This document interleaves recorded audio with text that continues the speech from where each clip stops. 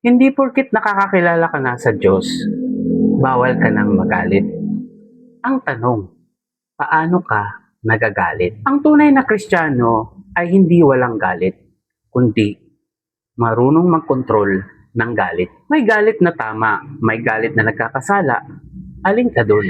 Magandang araw, ito ang buhay na may Diyos, na kung saan tinatalakay natin ang katotohanan ng salita ng Diyos sa tunay na buhay. Mga kapatid, gusto ko lang linawin na hindi po totoo na porket nakakakilala ka na ng Diyos ay hindi ka na pwedeng magalit. Bilang tao na bubuhay pa dito sa mundo, natural lang na makakaramdam pa ng galit, lalo na kung may mali o kung may nakakasakit.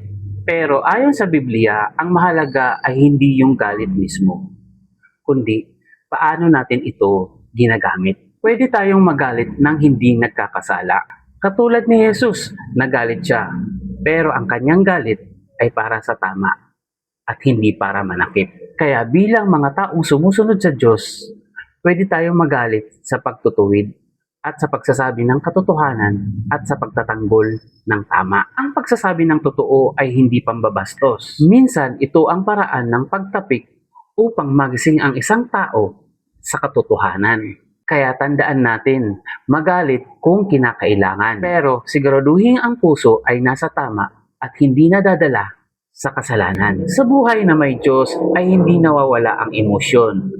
Pero natututo itong sumunod sa katotohanan. Hindi lahat ng galit ay kasalanan. May galit na galing sa katotohanan. Hindi ka bastos kung nagsasabi ka ng totoo, basta may pag-ibig. Correction is not rejection. Minsan, ito ang paraan ng Diyos para gisingin tayo.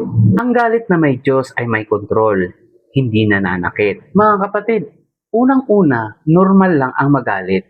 Kahit sa Biblia, sinasabi sa Efeso 4 verse 26, kung magagalit man kayo, iwasan ninyo ang kayo'y magkasala. Huwag ninyong hayaang lumubog ang araw, naggalit pa rin kayo. Ibig sabihin, may righteous anger.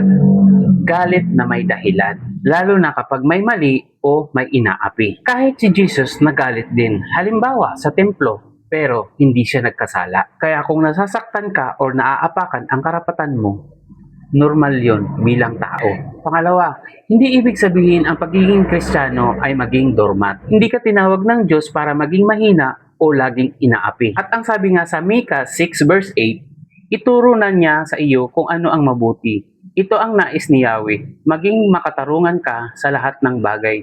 Patuloy mong mahalin ang iyong kapwa at buong magpapakumbabang sumunod ka sa iyong Diyos. At kung mapapansin mo, may katarungan or justice, may awa or mercy, may kapakumbabaan or humility.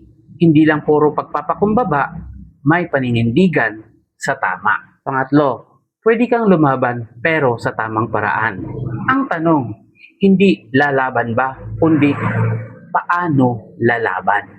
Hindi tayo tinuruan ng Diyos na gumanti ng masama sa masama. At ito ay mababasa natin sa Roma 12 verse 19. At ito nga ang buong nakasaad sa Roma 12 verse 19. Mga minamahal, huwag kayong maghihiganti. Ipaubayan ninyo iyon sa galit ng Diyos, sapagkat nasusulat, akin ang paghihiganti, ako ang gaganti, sabi ng Panginoon. Pero hindi ibig sabihin nito ay manahimik ka na lang lagi. Pwede kang magsalita, pwede kang mag-set ng boundaries, pwede mong ipagtanggol ang sarili mo.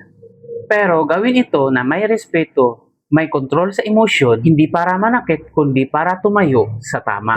Pang-apat, karunungan at timing. Sabi nga sa Kawikaan 15 verse 1, ang malumanay na sagot, nakakapawi ng galit. Ngunit sa tugong marahas, puot ay hindi mawawaglit. Hindi lahat ng laban ay sinasagot kaagad ng init ng ulo.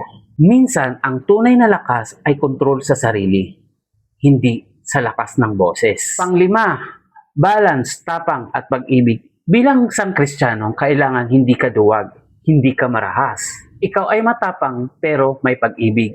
May paninindigan pero may kontrol. Kapag may na-encounter kang taong bastos o mapanakit, huminga muna. Huwag agad sumabog. O kaya suriin kung kailangan bang sagutin o palampasin. Kung sasagot, gawing maayos pero diretso. Halimbawa, sabihan mo siya ng, hindi tama po ang pananalita mo or hindi tama ang paraan ng pananalita mo sa akin. At kung delikado na, ilayo ang sarili. Ang tawag dun ay self-protection is wisdom.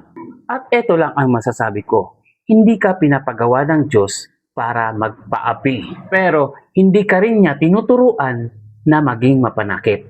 Ang gusto niya, matapang ka sa tama. Pero kontrolado ng pag-ibig. Dahil sa buhay na may Diyos, ang galit ay hindi sandata para manakit, kundi paalala para ituwid ang mali. Hindi lahat ng tahimik ay tama.